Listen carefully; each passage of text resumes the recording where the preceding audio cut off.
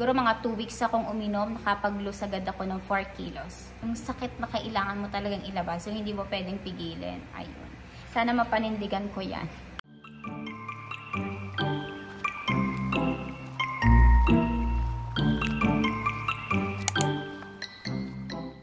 Hi guys! Welcome back to my channel, and today let's talk about the 2 trending drinks from TikTok.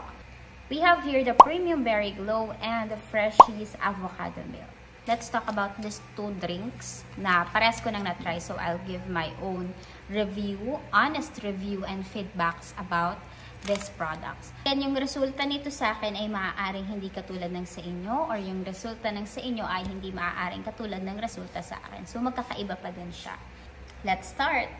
First product natin, we have the Premium Berry Glow. Ayan talaga yung pinakauna kong tinry na iniinom na mga juice drink. So, ang binili ko ay itong si Acai Berry, itong juice drink na variety nila. Hindi ako nagkakape dahil acidic ako. So, nag-stick ako dito kay Berry Glow.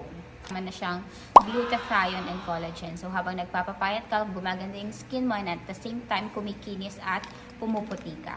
Yun yung effect ni Berry Glow. Ang ingredients naman ni Berry Glow is acai berry juice, marine collagen, glutathione, L-carnitine, barley extract, psyllium husk, mangosteen extract, chia seeds, and stevia. Walang tapon sa ingredients ni Berry Glow. Very healthy talaga siya. Plus, hindi kayo kakabahan dun sa sugar content niya. Dahil ang ginamit po nila is stevia. So, stevia is a natural sweetener from plants. Talk about the effects of drinking Berry Glow. Ininom ko siya once a day. So, every night ko siya iniinom. Depende pa din to sa pag-absorb ng katawan ng tao. Merong ilang lang or ilang oras lang napupup na sila. That's the first effect of Berry Glow. Talagang makakaramdam ka na napupup ka. But ayun, medyo masakit siya sa tiyan kasi humihilab siya. Ina-advise talaga na kung Berry Glow yung iinumin mo, better na inumin mo siya ng hapon para wala ka ng lakad sa gabi. Huwag mo siya iinumin sa umaga. Kasi sa umaga, usually, dyan tayo lumalabas, dyan tayo pumapasok ng work, dyan tayo pumapasok ng school. So, much better kung iinom ka nito, stay ka lang sa bahay kasi medyo may makakaramdam ka talaga ng sakit ng tiyan. Epekto pa ni Berry Glow na napansin ko, hindi ako ganun kagrabe mag-crave. Dati kasi pag nagustuhan ko talagang kakainin ko siya, bibilhin ko siya. Pero dito kay Berry Glow na nagte-take ako, hindi ako masyadong nagugutom.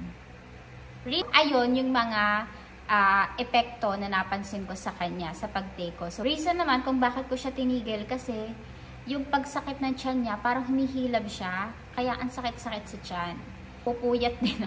Masarap talaga yung tulog mo din kay Berry Glow, but at the same time, mapupuyat ka kasi gigising ka bigla ng 2 or 3, makakaramdam ka ng sakit ng tiyan. Parang ganon, 3 to 5 times ako nagsi-CR, kahit madaling araw o hating gabi kasi nasakit talaga siya. Tinigil ko kasi nahihirapan din ako. Kila ko kay Berry Glow, pero ganon talaga yung effect niya para mailabas niya or ma-detoxify niya yung iyong katawan, mailabas yung mga toxins sa katawan mo. Pagdating naman sa pagpapapayat, talaga namang approved din si Berry Glow. Siguro mga 2 weeks akong uminom, nakapag-lose agad ako ng 4 kilos.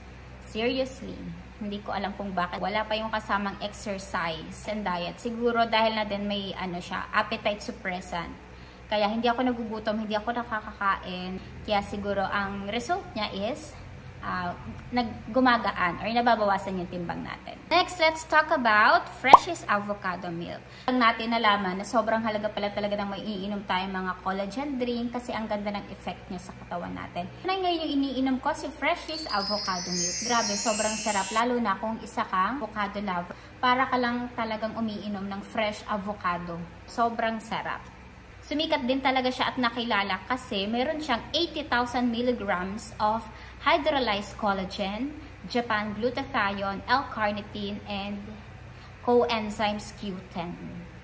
Ito pa yung isa sa nakaganda sa drink na to. Meron siyang oral sunscreen technology. O diba? Bonggang-bongga. Plus, hindi na din kayo mag-iisip sa sugar content niya kasi baka sabihin natin juice drink, pinatamis yan. Para bilhin siya ng mga tao. No, kasi yung ginamit sa kanya is stevia. Tulad sila ni Berry Glow. Para sa stevia yung sweetener nila. Ito naman, just like Berry Glow, kailangan din siyang inumin twice a day. But ako, umiinom lang ako nito once a day. Kay Berry Glow, nanibago ako kasi I'm not familiar with the acai berry juice drink. Kaya medyo, nung una, hindi ko pa bet yung lasa niya. Hindi naman siya, hindi masarap yung lasa. It's just that hindi ako familiar. Pero kapag nagtagal, masarap naman pala talaga siya. Pag tinimpla mo siya, napakadami niyang chia seed floaters niya, yung chia seeds. Ang dami, hindi talaga tinipid. Now, let's talk about the effects of drinking Freshies. Si Freshies, 1 week ko pa lang siyang naiinom. Minom ka nito, ang sarap matulog. Best din siyang inumin tuwing hapon. Ako ng Freshies, sinimulan ko talaga siya ng hapon ako umiinom. Para niya, kasi sinasabi na masarap daw pampatulog. Etong si Freshies. Himbing yung tulog mo, masasarap yung tulog mo, mas malalim yung tulog mo. Kaya itinitake ko siya tuwing hapon. Nung isang araw, parang madami akong ginawa tapos gusto kong uminom. May umiiwas na nga ako sa mga soft drinks. Sana mapanindigan ko yan. Sabi ko, kaysa bumili ako ng soft drinks, or sabi ko, inom na lang ako ng Freshies. Tinimpla ko, siguro yun ni alas 10. Inom ko, tapos sumiga ako sa duyan. Alam niyo, wala pang 30 minutes. Bagsak pala ako sa duyan. Pagising ko, alas 12 na tanghalian na. Ang sarap niya talagang inumin as pampatulog pag hindi ka makakatulog. Plus, ang ganda ng glow niya sa skin. Kaya nire-recommend ko talaga siya, inumin niyo siya sa hapon. Kung halimbawa, once a day pa lang kayo iinom, inumin niyo siya sa hapon. Yung puti ng skin, hindi na naman yung habol ko kasi ang dami ko na ding na-try na products before. Mga sabon, ganan, hindi talaga nagla-lighten. Siguro ito talaga yung kulay ko, yung as a morena girl. Yung skin ko talaga. Ito yung color ng skin ko. Mas darker pa siya sa personal kasi sa camera medyo nagla-light. Pero sa personal, mas dark pa siya ng konti. So, ang hinahabol ko na lang is yung even skin tone na lang siguro. Tapos yun, yung pag-glow nga ng skin, yung pagiging healthy ng skin natin, lalo na at with collagen, yung mga iniinom natin, napakaganda ng epekto niyan sa ating katawan. Freshies, hindi ko pa siya tinitigil kasi dinadire-diretso ko pa yung pag-inom sa kanya. Kaya lang hindi ako masyado nag-ano kay Berry Glow. Ako nung mayat-maya nagsi-CR ako, tapos yung sakit ng tiyan niya talagang humihilab, kaya tinigilan ko. Pero yung iba, tolerable naman yung pain carry nila. So, kanya-kanya nga lang din yan, no? It's up to you guys kung alin yung mas nagustuhan nyo sa dalawa. If you want to try these products, the Berry Glow and the Freshies Avocado Milk, you can check my TikTok account. Punta lang kayo sa basket.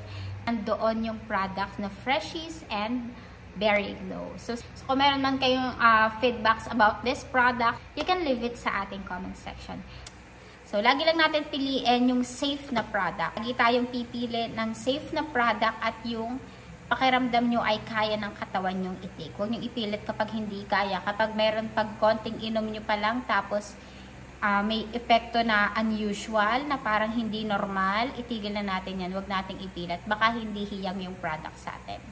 So, kung may mga comments kayo and feedbacks about these products, kung meron kayong content suggestions, kung meron kayong mga questions na gustong itanong, you can leave it sa ating comment section and I am very willing to answer all of your questions. Don't forget to subscribe. Road to 1,000 subscribers na po tayo. We will have our very first giveaway once we reach that milestone. See you on my next vlog. Bye!